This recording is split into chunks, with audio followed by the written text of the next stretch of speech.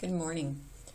Okay, we're starting chapter 5 today. This is the last section of the second unit, unit 2, which is on linear equations. And we're going to continue working with linear equations in this chapter. And so today we're going to be solving a linear system by graphing. So by the end of the period, you should be able to understand what a linear system is, and you should be able to solve a linear system using graphing to identify the point of intersection. Okay, so if you haven't done so already, please do the Minds On for lesson 5.1. Okay, so the Minds On asked you to graph a line, and so that's a very important skill that you're going to need for today's lesson. Hopefully you haven't forgotten how to do that. The best way to graph a line is to put it into y equals mx plus b form first. So we're going to do that with this equation. So we start with 2y plus x equals 4, and we want to get it so that it's in y equals mx plus b form. So the y is on one side and the x and the y-intercept are on the other side.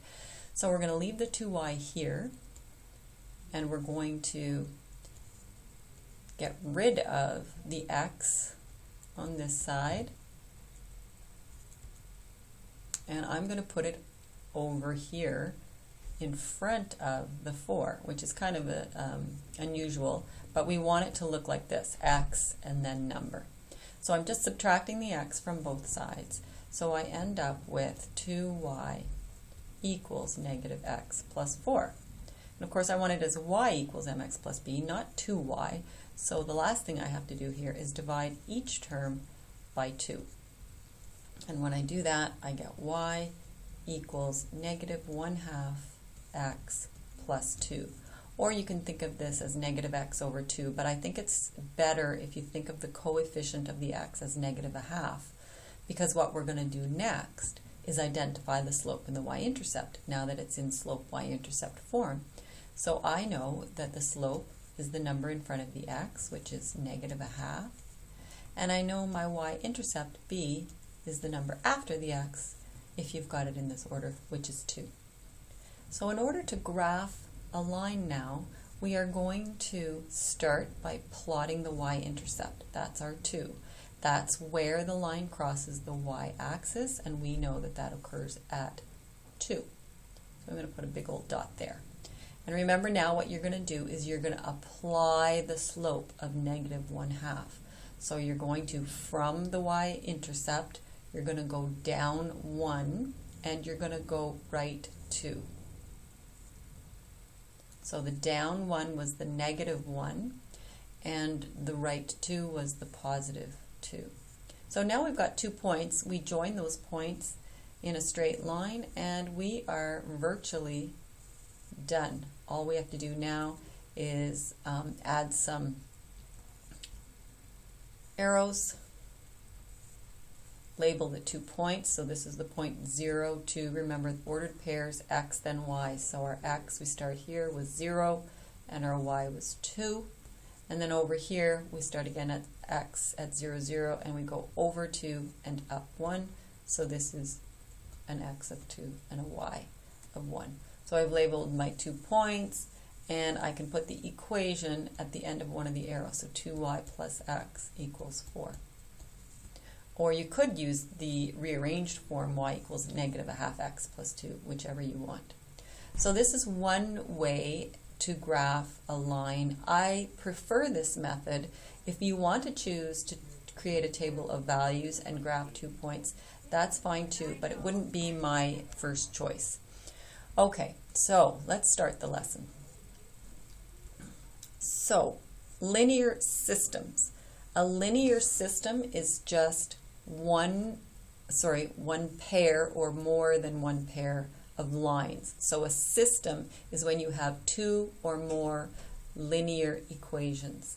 So when you're solving a linear system, you're going to find the ordered pair that satisfies all of the equations in the linear system. And we are only going to be using pairs of lines. We're never going to have a linear system that has 3 lines.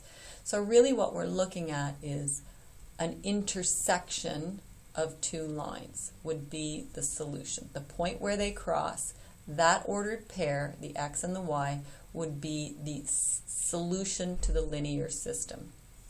Okay, so how do we solve a linear system by graphing? Oopsie.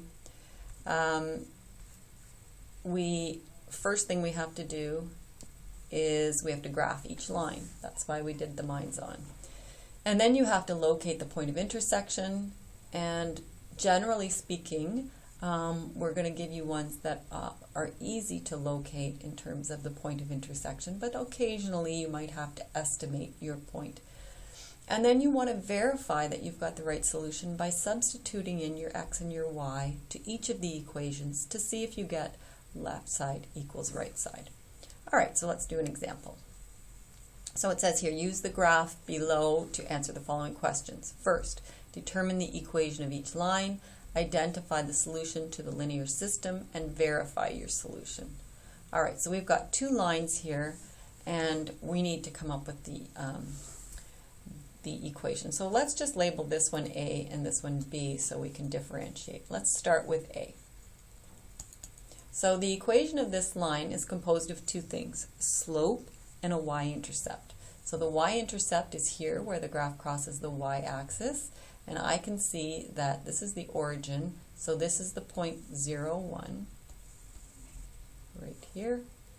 And now I know that's my B. So B is 1. And what's my slope? Well, let's see.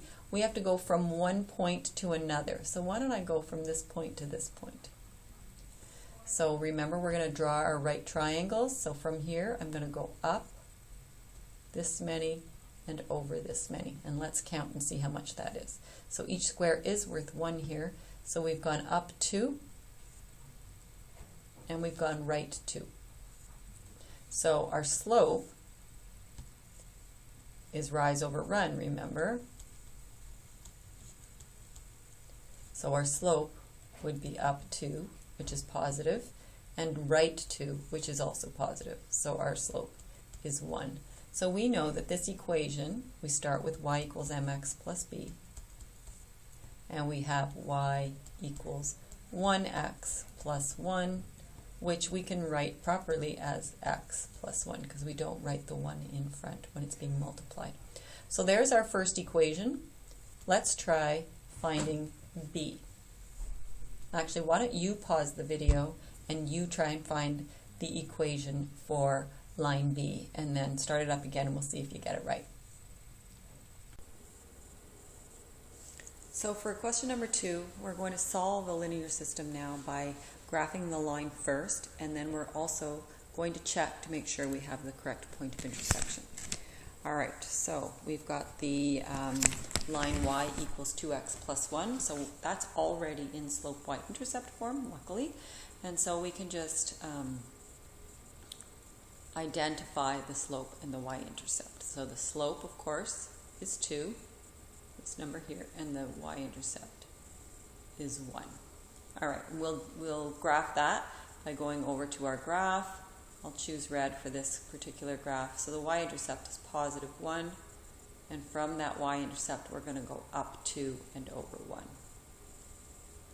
Or we're going to go from here and go down 2 and left 1. That's an option as well. So I'll just graph those 3 lines, and then I'm going to join as best I can those points and put an arrow on either end, and we've got our line. Okay, now I could go in just and change the properties of this to make it red, so why don't I do that? Takes just a sec. Okay, so there we go. So now let's do the other line. So I'll just put a little line here, and we'll call this one x minus 3y equals 12. This one is not in slope y-intercept form. We have to move the x over, which means we're left with minus 3y on this side. When we move the x, let's put it in front of the 12, so it becomes minus x plus 12. And now we need to divide both sides through by minus 3. And of course we do it one term at a time here. Okay, so now we end up with just y here. And this is a negative divided by a negative, which is a positive. So this is 1/3 x. You can think of it as x over 3 as well, but I like to write it as 1/3 because then you can see the rise in the run. And then positive 12 divided by negative 3 is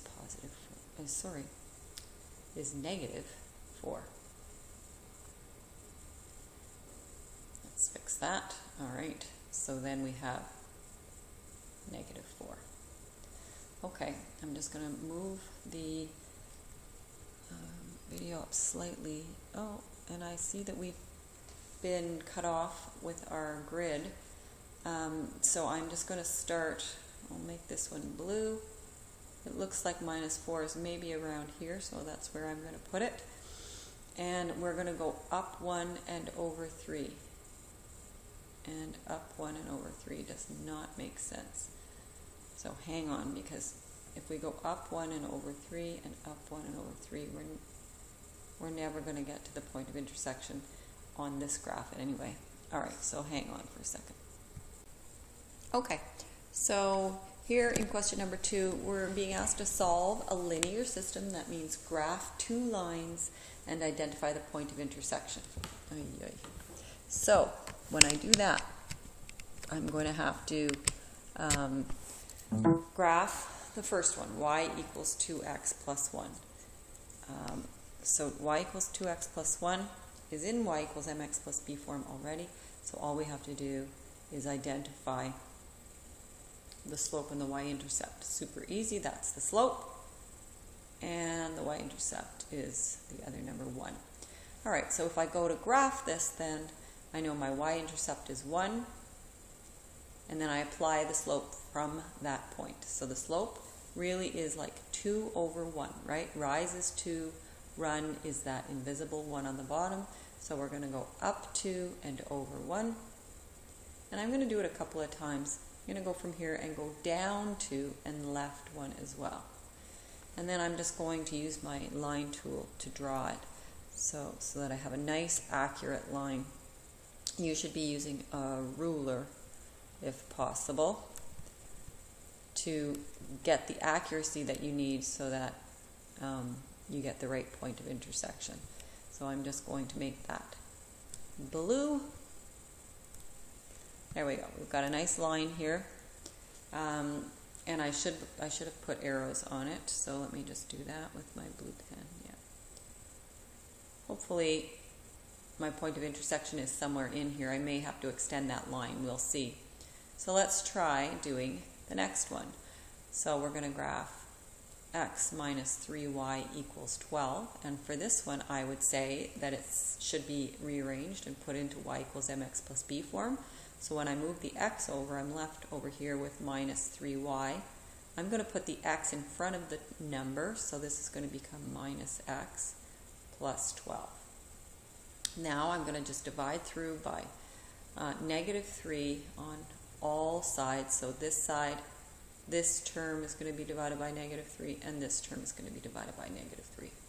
So when I clean this up, the minus 3's cancel, and I'm left with y equals, now this is a negative divided by a negative, which is a positive, so this is going to be 1/3 x, because I know that the negative divided by a negative is a positive. I know there's an invisible 1 in front of the x, so this becomes 1/3. It's easier to write it like this rather than x over 3, because then you can see the rise and the run when you do the slope. And then of course, positive 12 divided by negative 3 is negative 4. So now I know for this one that my slope is positive 1/3 and my y-intercept is negative 4. All right, so let's go down to negative 4 where my y-intercept is and plot that. And then I'm going to apply the slope of 1/3, which means I'm going to go up 1 and over 3. Wow, if I keep going up 1 and over 3, I'm not going to intersect with my line anywhere. So what I'm going to do instead is I'm going to go down 1 and over 3. Oh, and you can see down 1 and over 3. It doesn't look like my line intersects. So I'm going to draw this line. How do I do that? There we go. And when I draw this line, see, I think I drew 2 lines. Let's just undo that. So give me 2 seconds. See if I can find the undo button. I think I'll do it up here. Let's redo that. Yeah. So we'll draw that line.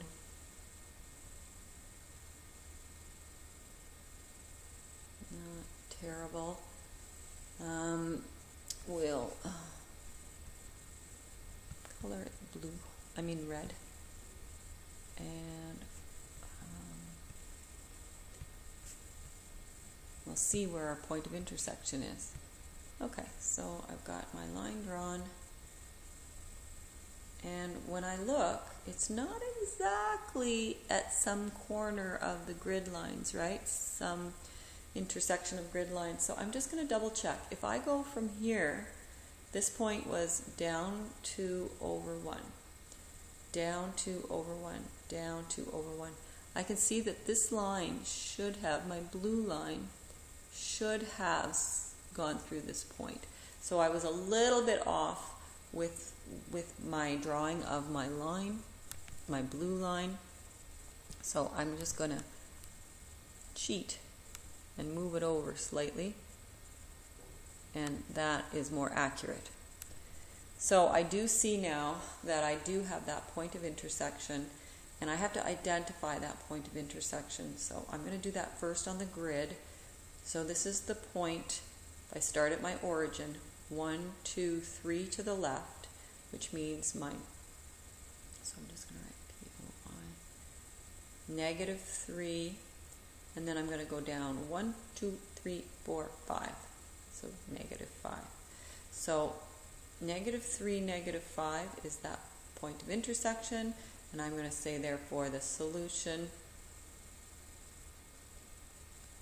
to the linear system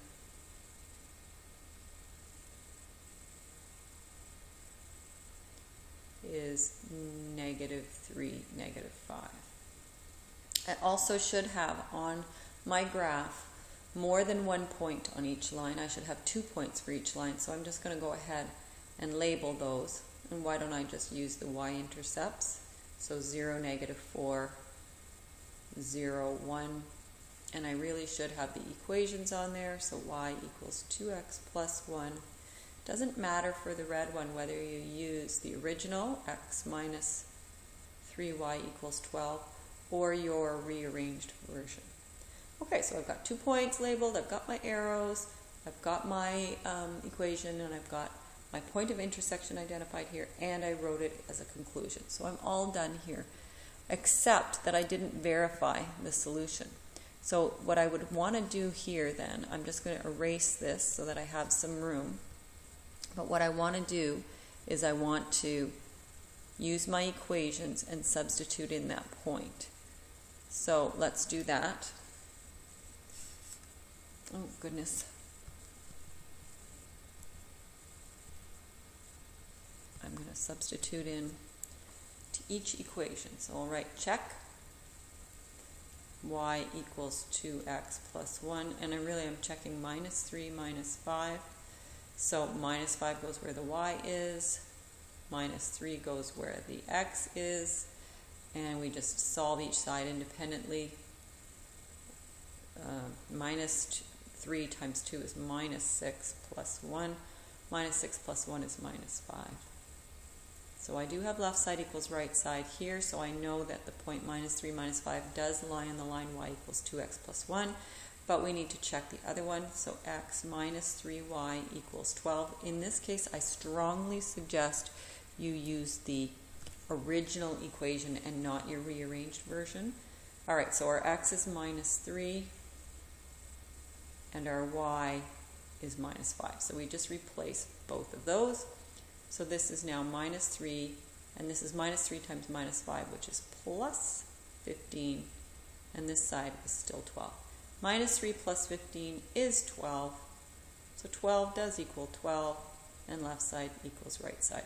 So really you shouldn't conclude fully until you've done your check. All right, we're going to do the last question.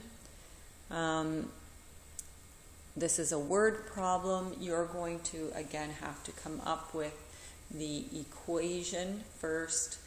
Oh no, sorry, this one gave you the equation here. So you're just going to have to graph these two equations and then find the point of intersection again. So to hold a banquet, it costs $1,000 to rent the hall plus $20 for every person attending. The cost of this hall is represented by C equals 20N plus 1,000, where C is the total cost and N is the number of people attending. It says graph this relation. Another banquet hall charges $40 per person, but it includes the hall rental, and the cost then is represented by C equals 40N, where C represents the total cost and N is the number of people attending. It says graph this relation. Compare the two graphs. At which point is the cost the same no matter which banquet hall you rent? When is it cheaper to use the first one? When is it cheaper to use the second one? All right, so C equals 20N plus 1,000. When you graph that, you're going to go to 1,000. And I just have to double check this. I believe my graph has been cut off. So I'm just going to pause the video here and make some changes to my graph. Okay, so for this next one, it's a word problem. It's a banquet hall. It wants to, one banquet hall charges $1,000 to rent the hall plus $20 for everybody that attends, for every person that attends. And the cost then, C, is represented by 20N plus 1,000, where N is the number of people attending. And then this other banquet hall charges in a different way. They only charge $40 per person, and they don't charge any fee for renting the hall. And that relation between the cost and the number of people attending is C equals 40N. So it wants us to graph these two and compare the graphs. So let's go ahead and do that. So let's do the first one. C equals 20N plus 1,000. So we're going to graph the same way we always do. We're going to get our slope of 20 and our y-intercept of 1,000, and we're going to graph the y-intercept first and then apply the slope of 20.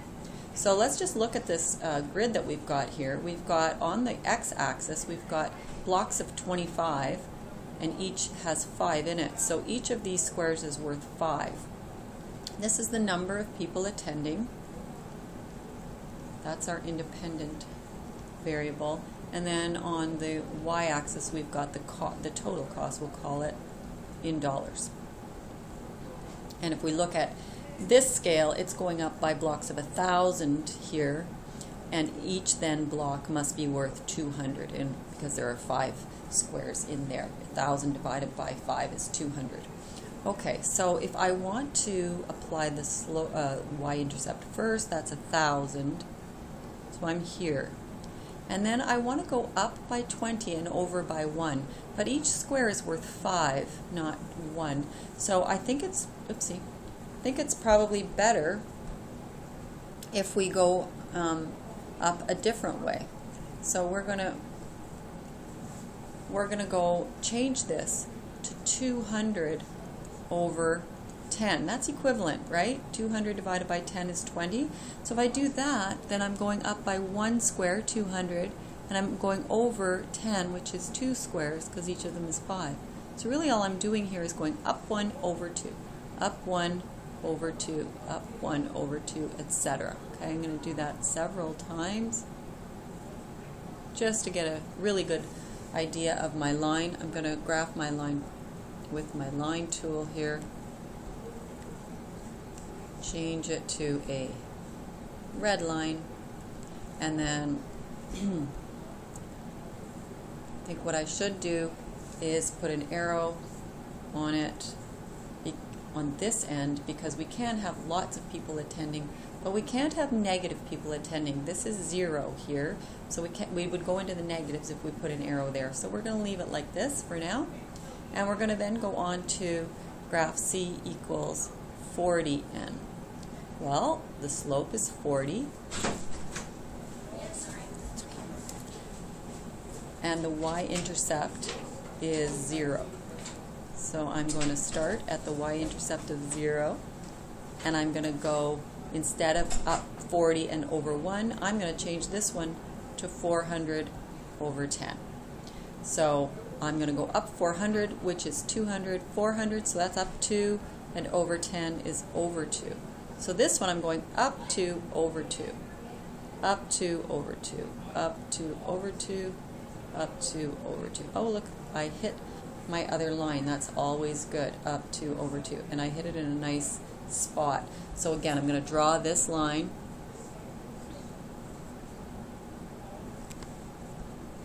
With my line tool, I'll change the color, and I've got this lovely set of lines that represents the costs of 2 different banquet halls. So let's just clean up this graph a bit. First of all, we'll identify the coordinates of the point of intersection so that it looks like it's 50 and this is 2,000. And I've got, say, let's do the y-intercept. So this is 0, 1,000, and this y-intercept was 0, 0. Just need to put some equations on there. So the blue equation was c equals 40n, and the red equation was c equals 20n plus 1,000. So let's analyze this now. It asks, at which point is the cost the same no matter which banquet hall you rent? And of course that's the point of intersection, because that's the only point that's the same on both lines. So we would say something like, therefore it costs $2,000 when 50 people attend either banquet hall. And then it also asks, which banquet hall is cheaper?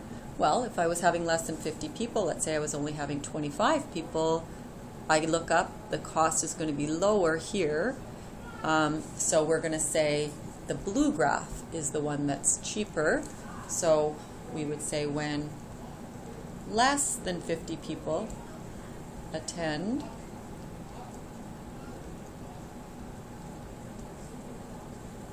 it is better to choose the hall, the blue hall, which is the hall with a cost of $40 per person. Let's just leave it at that. I didn't name the banquet halls in this case. And the last one, when is it more expensive? Obviously, if we go over to, say, 100 people and we go up, we're going to see that we're going to hit the red graph first. The blue one's going to be up here. So the red graph is the one that charges $20 per person. So they're cheaper, but they had that initial cost of $1,000. So when more than, I'm losing my mind, when more than 50 people attend, it is better, or cheaper in this case, to choose the hall with a cost of $1,000 plus $20 per person. All right, that's it. Sorry that was so long. All right, do your textbook, do your consolidate please, and then start on your textbook work. Thanks.